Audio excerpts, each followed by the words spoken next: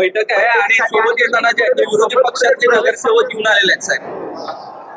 या बैठकीला जे आहे ते रामदास चव्हाण साहेब उपस्थित आहेत आणि सोबत येताना विरोधी पक्षातले जे आहेत ते नगरसेवक आपण सोबत घेऊन काय राजकीय लढा काय करणार आहे?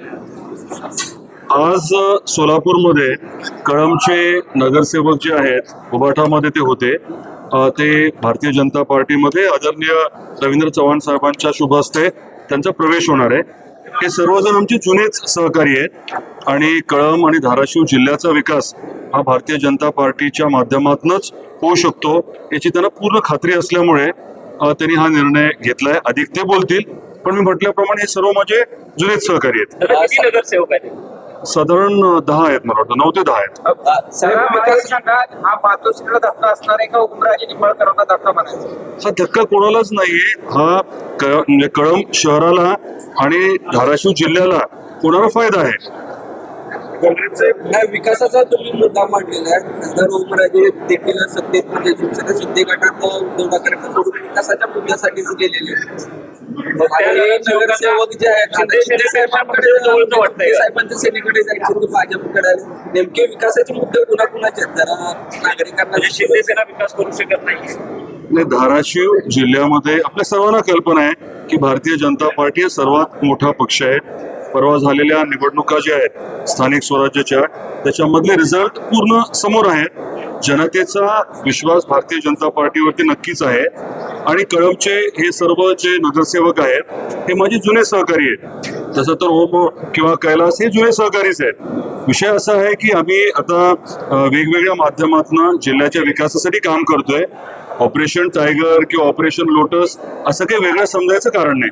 धाराशिव जिल्ह्यामध्ये दिसून येत आहे. धाराशिव जिल्ह्यामध्ये भाजपचे 2 गट पडल्याचं दिसून येत आहे. कारण बसवराज पाटील हे वेगळ्या दिशेने जातात आणि तुमचा मार्ग वेगळा दिसून येतोय. कारण पूर्वाष्टमीचं जरी बघितलं तरी राष्ट्रवादी आणि काँग्रेस अशा पद्धतीचं राणादादाचा एक गट आणि बसवराज पाटलाचा वेगळा असं सक्रिय होता. पण आता भाजपमध्ये सुद्धा तशीच रीक ओढल्यासारखी दिसून येते. अशी चर्चा चर्चा कुणी काही करू शकेल. भारतीय जनता पार्टीमध्ये गट तट याला काही महत्व नसतं.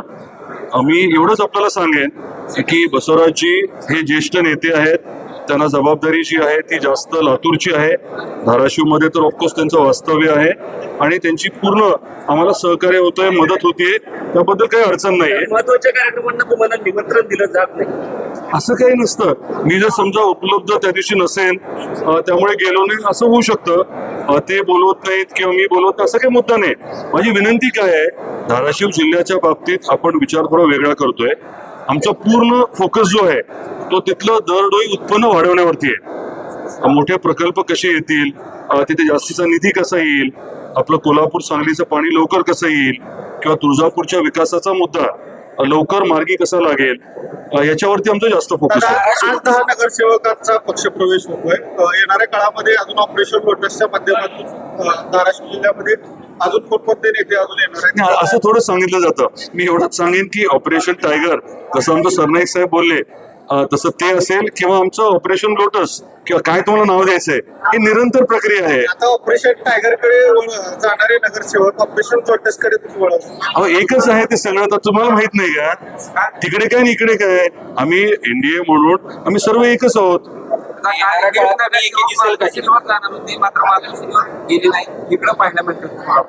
मला एवढे बारकावे माहित नाही, ते तुम्हाला जास्त माहिती. येणाऱ्या काळात एकी दिसेल का? लोटस टायगर एकत्र दिसतील का? प्रश्नच नाही ना. सर्वजण जे आहेत ते आदरणीय नरेंद्र मोदी साहेबांना, आदरणीय अमित शाह साहेबांना नेते मानतात आणि त्या अनुषंगाने आम्ही सर्वजण काम करतो. ठीक आहे.